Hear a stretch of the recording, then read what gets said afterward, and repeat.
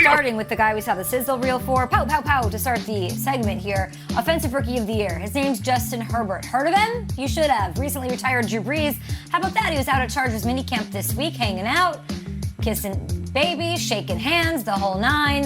Here's what the future Hall of Famer had to say about LA's young quarterback. There's no doubt his physical tools are as good as anybody I've ever seen.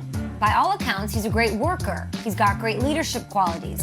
He's got a lot of intangibles. So I think the sky's the limit for a guy like him. Brees, all in on the Chargers quarterback.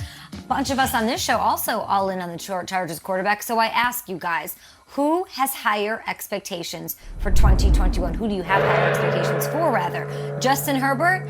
Or let's Trags go down to Miami and bring up Tua Tagovailoa. You know, we started our show yesterday with the fact that Tua threw 5 interceptions in the rain. Trust me when I tell you that multiple Dolphins fans tweeted me during the day and said, he's thrown 6 touchdowns and no interceptions at practice. Are you going to start the show with that tomorrow? I think expectations-wise, this might sound crazy considering how good Herbert was, Tua's team is being talked about as a Super Bowl contender. I don't think the Chargers necessarily are. I'm going to say Tua has the higher expectations because of what he's going up against. This is the case of last year showed flashes and then didn't necessarily deliver in the stretch in 16 and 17 when it came to the weeks. Now it's his team, and I think the Dolphins are built to win now. They're loaded at just about every position. At wide receiver, it's Fuller, it's Parker, and now you add number 6th overall pick in Jalen Waddle. Gesicki's back there. And I think people are expecting the Dolphins to compete with the Bills this year in the AFC East. I like Justin Herbert a lot. He might win a lot of individual awards. I'm not sure I'm seeing anybody take the Chargers to go to the Super Bowl or contend with the Chiefs this season. Go ahead, Nate. Go ahead. After you. All right, I'll jump right in, Kyle. Thank you for being so polite this morning. I'm going with Justin Herbert, 100%. Now, this isn't a knock towards Tua. It's just for the simple fact that even though Justin Herbert wasn't perfect, he had moments last year where, just like we heard in that clip when we were coming out of the commercial break, and it's Justin Herbert makes the defense defend every blade of grass, which is true.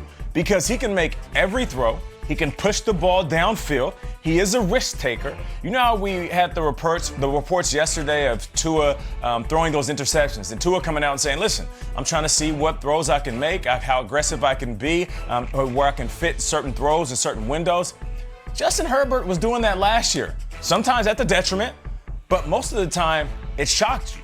It left you with your jaw dropped to the ground because of his skill set. And just off of pure numbers alone, my dude went out there and broke the rookie record.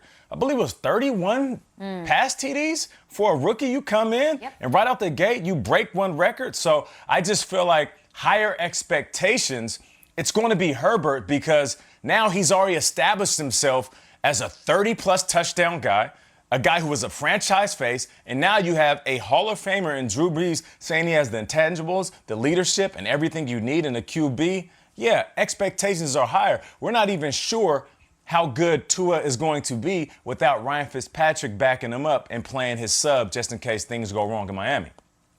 That 26-second pause we had on the show, that was longer than it took for Herbert to get elevated to Hall of Fame status after a 7-9 season. People love Herbert. I've never seen it before. Like, people are like, this guy's Joe Montana. I thought he looked pretty good. He was impressive, but I think the answer here is definitively Herbert. We're Tua, we're like, does he have it? Can he last in this league? Herbert's like, is he going to be on the Madden cover next year? This is out of control. I don't know if you guys know this. At SoFi Stadium where they play, they've got that lake outside the stadium. Herbert parks and then walks across that to get into the stadium. It's crazy. I saw a video of it.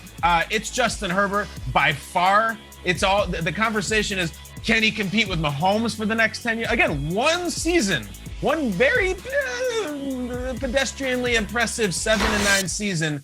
And now it's like God's gift. So I like him. I root for him. I just think that the hype meter on Herbert is way high. And I think that's why he's the answer to this question.